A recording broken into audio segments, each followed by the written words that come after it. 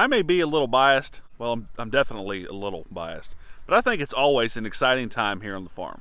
But today kicks off a really special time of year for us. Come along and do our morning chores with us. My name's Reagan. This is the GWP Homestead. Hey, buddy.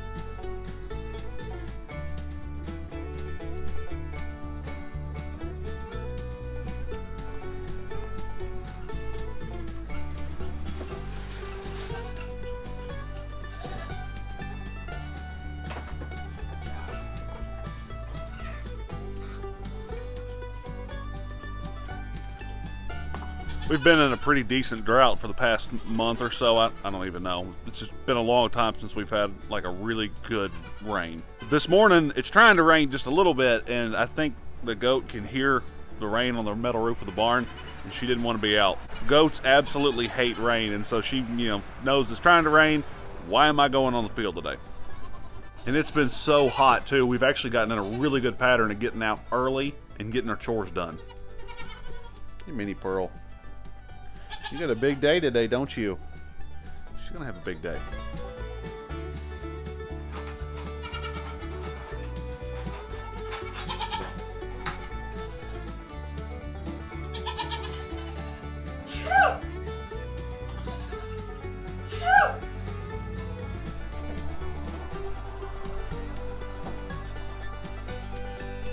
You can take the goat out of the mountain, but you can't take the mountain out of the goat.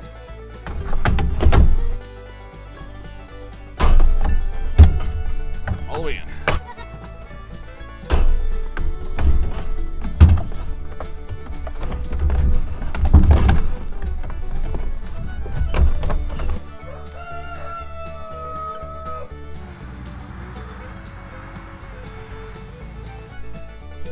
I know, it's all out of whack.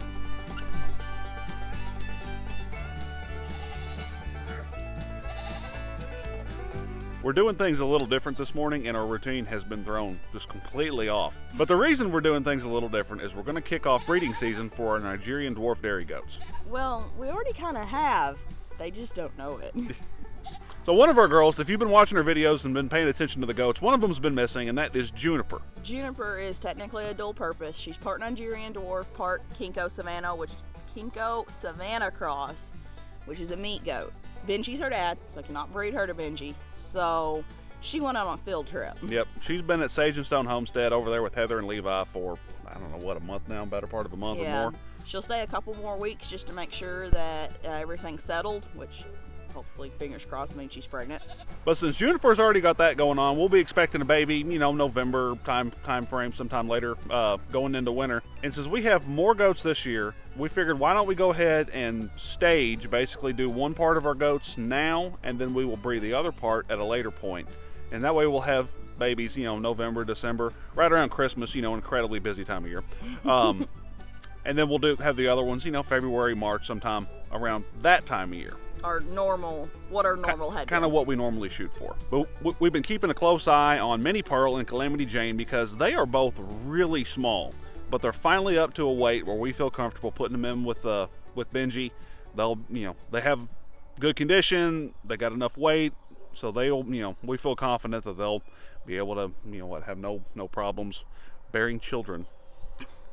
Carrying kids, I guess. And goats are creatures of habit. They do not like their routine disturbed, and we just messed up everyone's routine this morning. So everyone is a little angry. So these girls,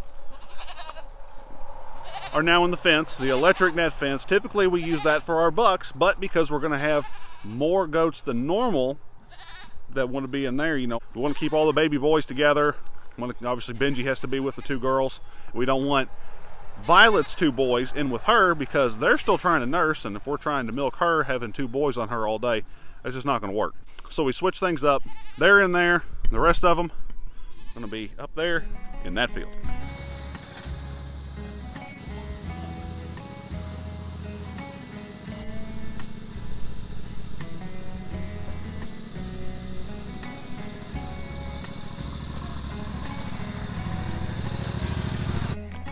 Love is in the air. Well, that's not exactly true. They're not cycling. So why are we doing this? It's just for the views, isn't it? No. So being in with a buck will cause them to start cycling. They cycle, like I've seen them come into heat, it's just they're currently out of cycle, so. Yeah, they've been introduced to all them buck pheromones, so yeah. Nugget. Hey, Minnie Pearl. Go say hi to your boyfriend.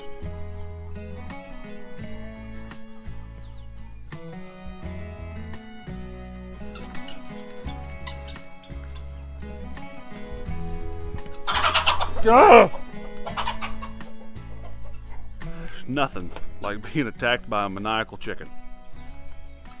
One kind of a bummer update around here is we had 7 guinea fowl hatch out between the incubator and the putting some under our broody hens, putting them to work.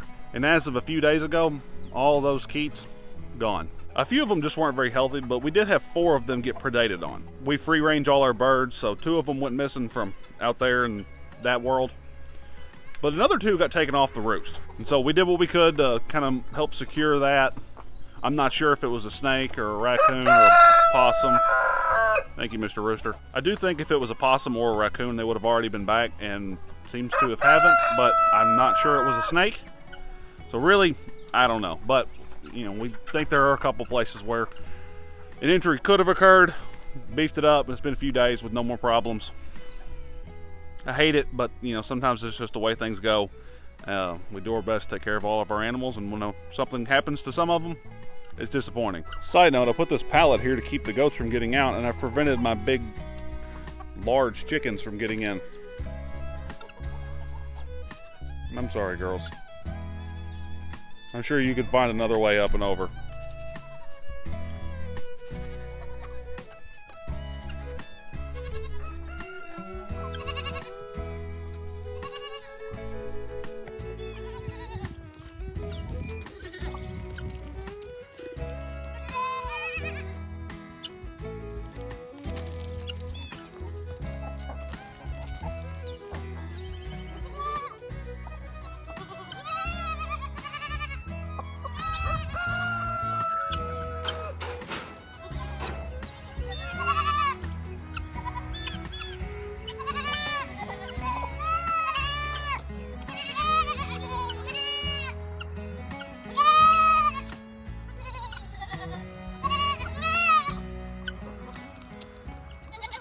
But all the goats are squared away, and now we're officially on baby watch in another 5 or 6 months. If you want to stay up to date with whatever's going on around here, make sure you're subscribed to the channel. If you want to see more about dairy goats, you can click on that playlist or watch that video. Thanks for watching GWP Homestead. We'll see y'all soon.